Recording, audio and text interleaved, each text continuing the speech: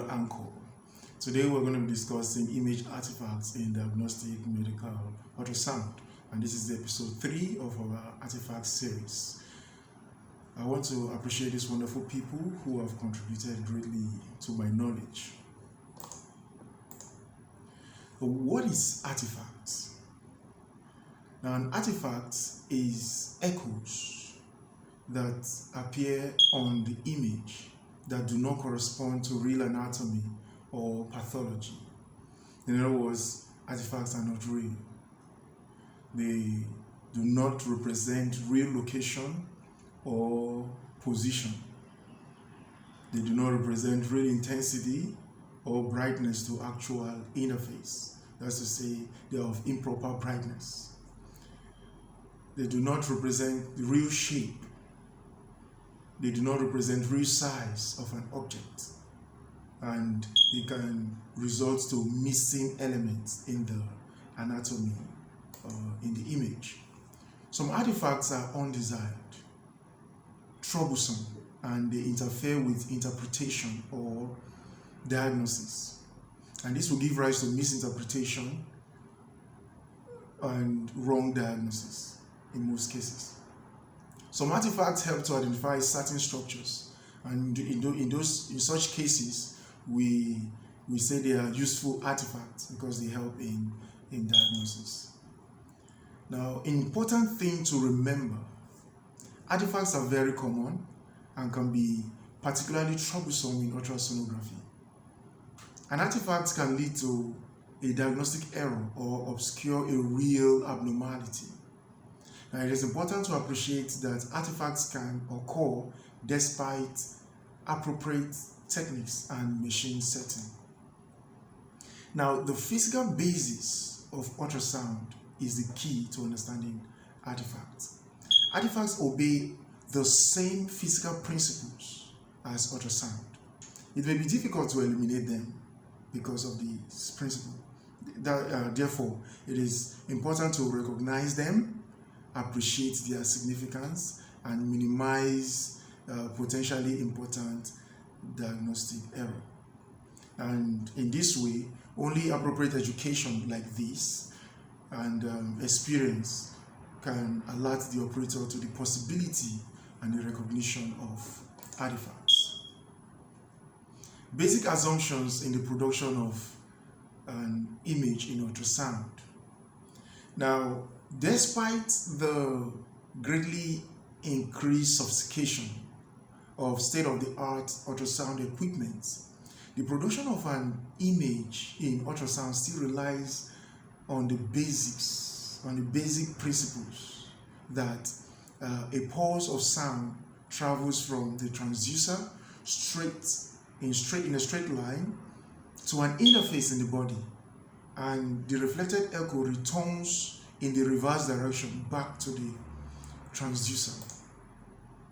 The time taken for this round trip to occur is called time of flight and is used to calculate the depths of the interface from this simple equation. And the equation is D is equal to VT, where D is the depth or the distance of the reflector from the transducer. V is the velocity of sound in tissue and is assumed to be a constant of 1,540 meters per second. And T, of course, is time. Now, all of the returning echoes are presumed to arise from the center of the sound beam and are therefore displayed along the central vector that is representing the beam. The intensity of the display echo relates to the acoustic properties and the size of the interface, modified only by the TGC. Now, the machine cannot differentiate deviations from these assumptions and will display an echo that may not correspond to the position, to the intensity of the original interface, actually causing echo and therefore producing an artifact. simply because it's a deviation. In other words, artifacts will emanate due to deviation from the basic principle or assumptions on which the machine was created. For example, if the beam is reflected by an interface to another outside the plane of the section, the returning echo is displayed as if it were directly under the transducer. The distance is determined by the actual time of flight of the sound pulse. Now, this image gives an idea of the basic principle of linear propagation of sound.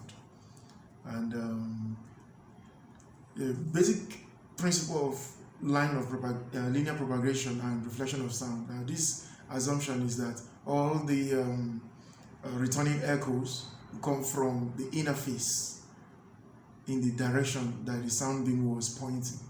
That is the assumption, but it's not always true. At the distance corresponding to the time of flight between the transducer and the interface, which is also not true. So why does artifact occur? The causes that may produce deviation from basic principles or assumption of linear propagation and reflection of ultrasound and produces artifacts on image can be classified according to their mechanism of production. Interaction of ultrasound wave with tissue will result to edge effect, split image, and attenuation. There is the operator-produced artifact, which is a cause as a result of improper operation of the machine, such as control setting or TGC. And there is the electronic processing, which will result to through transmission, signal amplification, and electronic noise. There is a signal processing, which will result to slice thickness artifact, side lobes, transducer resolution, and focal zone. There is a misregistration error, which will result to propagation speed artifact, or range ambiguity. There's also the machine malfunction, motion of the patient also, such as breathing. The breathing movement can also result to artifacts.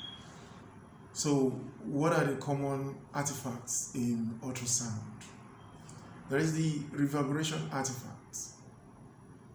And this is an echo which is received several times by the transducer, and also is called the multiple reflections.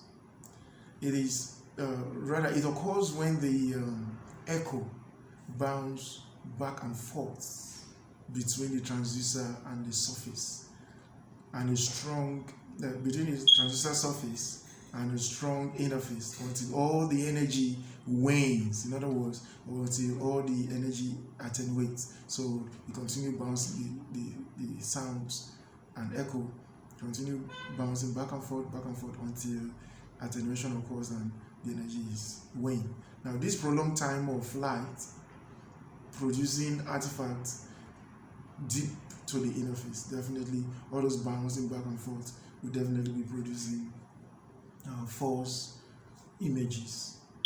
So this phenomenon is often occurs when the sound beam is perpendicular to two strong reflectors, such as soft tissue to air interface, like you have in the liver alveolar gases interface,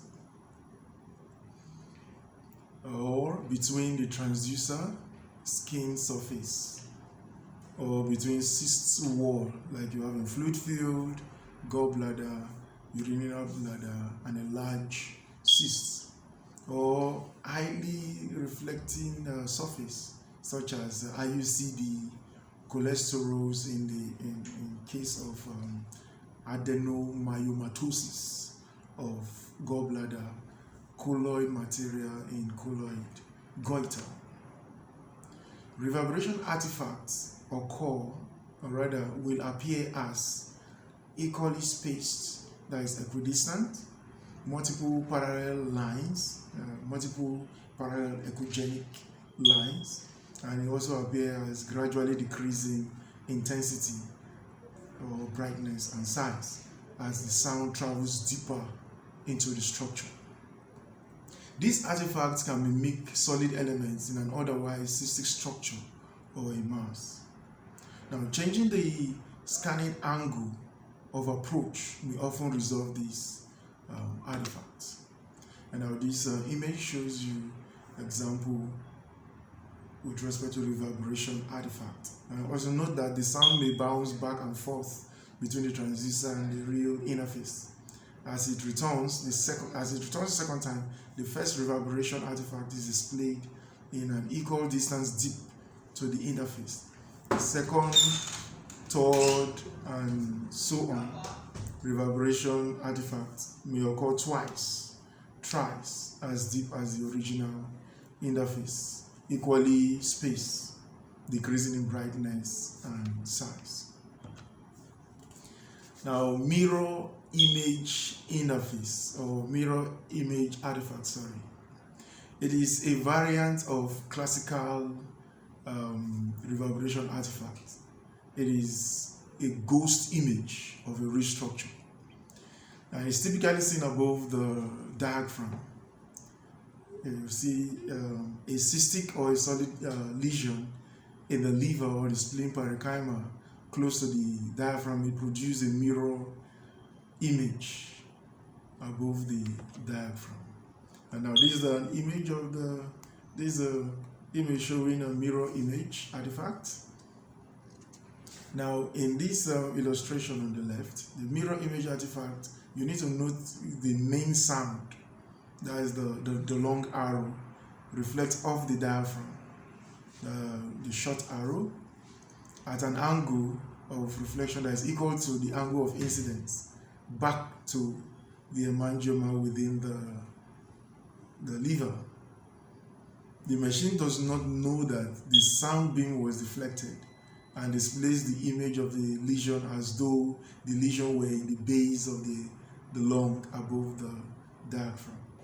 Now, in the real scanning image on the right, you note that the artifactual cyst, which is represented as in A, represent the liver cyst above the diaphragm. Note that the echoes deep to the artificial cyst represent mirror image artifacts of actual liver echoes. So if the cysts were not there, the noise normally seen above the diaphragm would actually be mirror image artifact of normal liver cell interface. And this is also a mirror image artifact of transitional cell carcinoma of the bladder. Now, TCC of the bladder simulates the spreading of bladder wall, which is noted by those arrows. The rectal air interface between the bladder is serving as a mirror. Now, this could be misinterpreted as a spreading of tumor through the bladder wall. Similarly, a hepatic cyst can be seen as an emphysema or a lung abscess by same mechanism that you see above. Now, ring down artifacts. It is a type of reverberation artifact. It occurs when air is suspended in a fluid medium. It appears as a line of uninterpreted echoes in the direction of the sound beam and deep to a strong reflector. Commonly, it is seen deep to a collection of gas in the stomach and the duodenum. It can also be seen in gas-forming abscess or posterior to air in the biliary tract, because it is caused by air to bubble interface and is usually transient. Comet tail artifact is another form of reverberation artifact.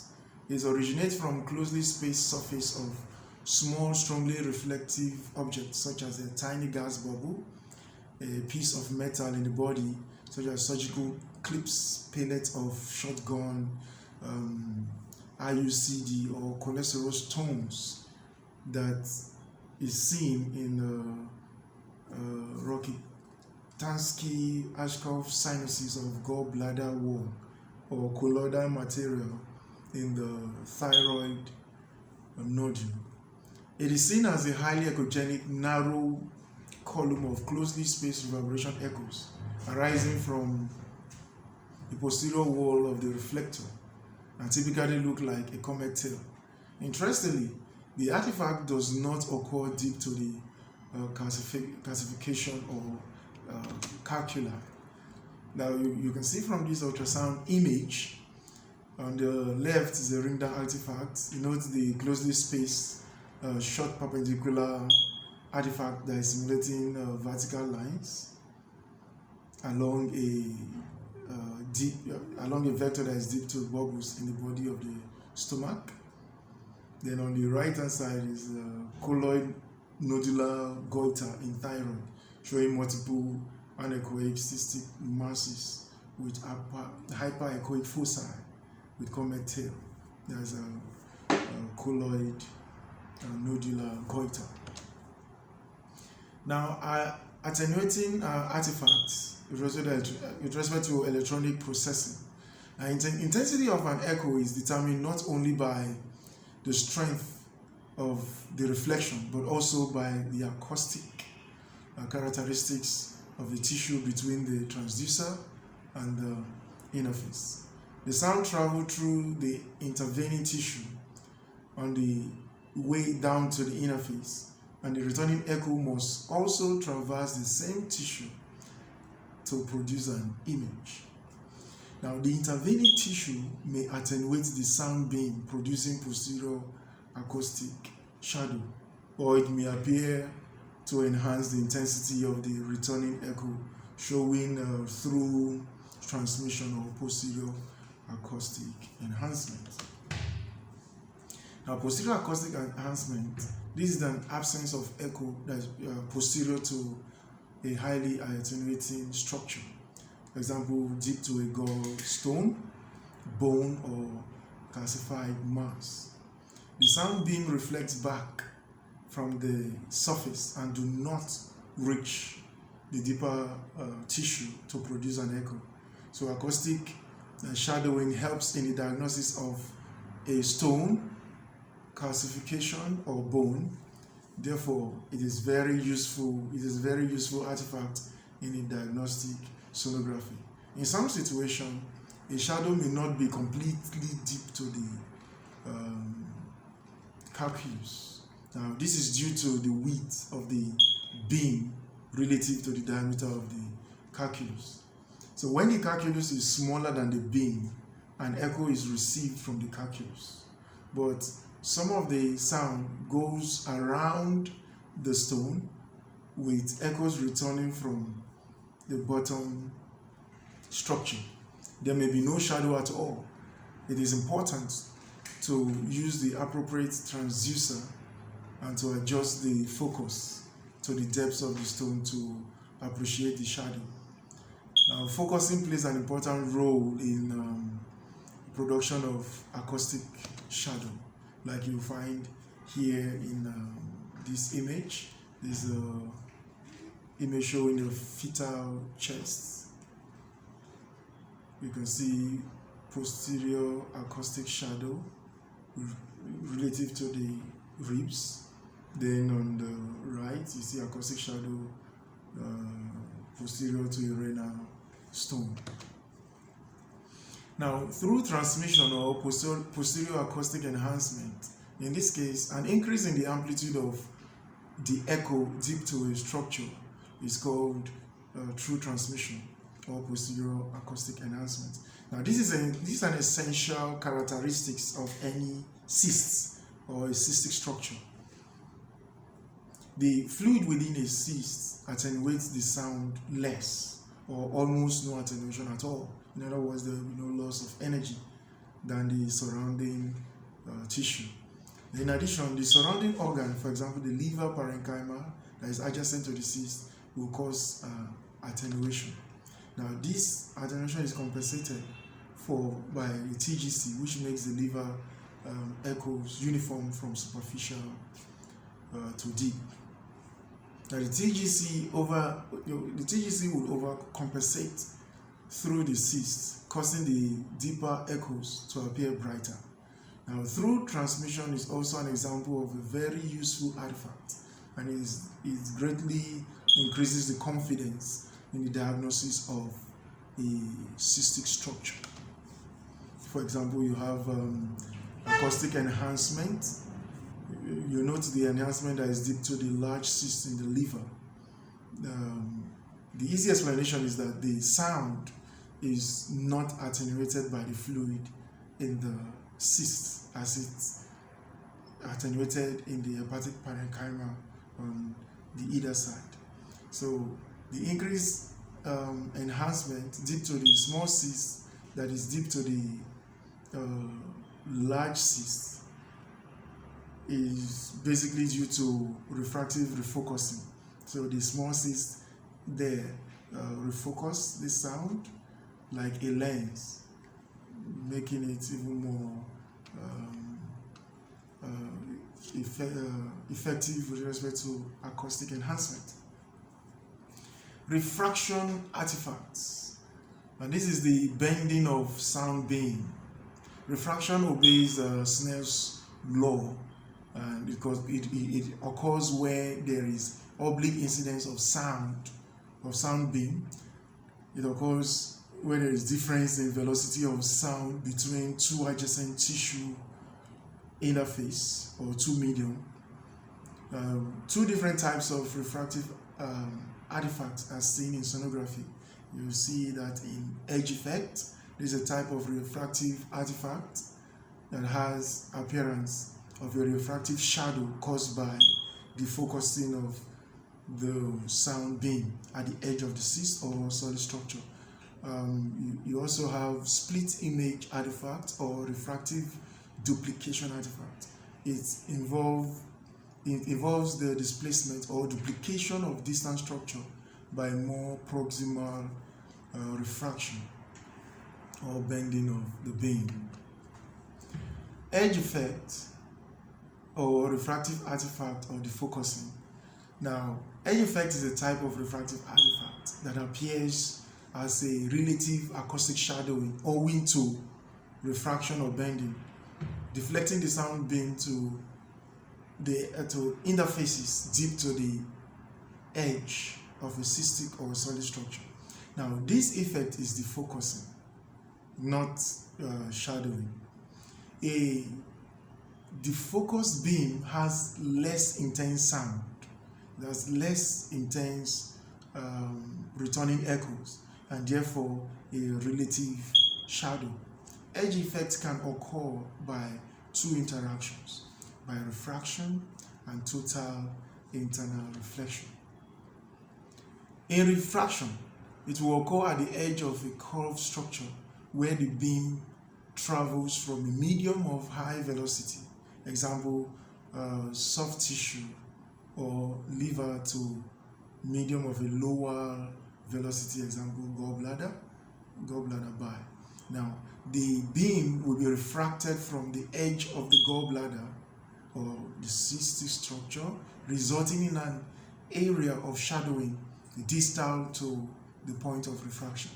Now, shadowing results because this area does not receive any sound beam and therefore will not be recorded and will be black on the final image. Now, in total internal reflection, the total internal reflection is a phenomenon which occurs when the ultrasound beam strikes an interface at a critical angle of 22 degrees or more. Now, if the refractive index is lower on the other side of the boundary and the incident angle is greater than the critical angle, the wave cannot pass through and is entirely reflected. It occurs at the edge of a curved structure where the beam travels through a medium of a lower velocity like amniotic fluid to a medium of higher velocity like fetal skull. Now the sound beam will be reflected off the skull at an angle and into adjacent tissue laterally. That's why you see that edge shadow in fetal skull during an obstetric scan.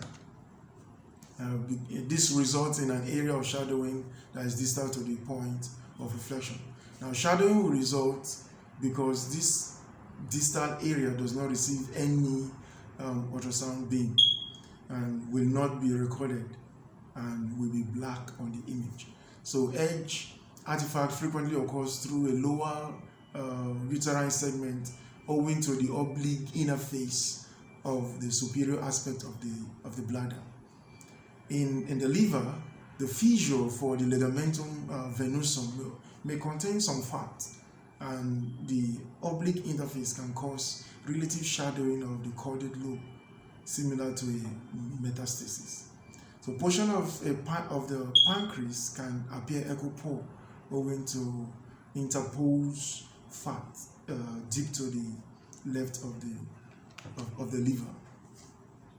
Now, edge artifact, in other words, refractive artifact. Note the three shadow in this artifact. There is one shadow comes from the reflection of the sound by the gallbladder posterior to the acoustic shadow due to the attenuation by absorption and reflection. The other shadow caused by the edge of the gallbladder owing to refractive defocusing of the sound beam on either side. These are examples of edge artifact or refractive artifact like you see in this image. Edge artifacts with respect to total internal reflection, you will note that the shadows are caused by edge of the skull due to the total internal reflection when the sound beam strikes the edge at a critical angle of 22 degrees or greater than 22 degrees, like you see in this image, the edge shadow. This other image with respect to the uterus and the urinary bladder, the sagittal scan through the bladder and the lower uterine segment, you note the broad refractive shadow caused by oblique interface between the bladder and the uterus. So when the bladder is fuller and the interface is close to perpendicular, the shadow is markedly reduced. So split image in artifact, which is a refractive duplication artifact also. In such artifact, the sound beam is refracted by a more proximal interface. Now, when a patient is scanned in the midline, the ultrasound beam can be refracted by the corners of the rectus abdominis or the linea alba and can produce a partial or complete duplication or rarely triplication of the midline structures. Hence, we can see a double superior mesenteric artery or aorta. A single early gestational sac may appear as twins in such case. A copper 7 IUD in the uterus can also appear duplicated, and when that happens, we call that copper 14 artifact.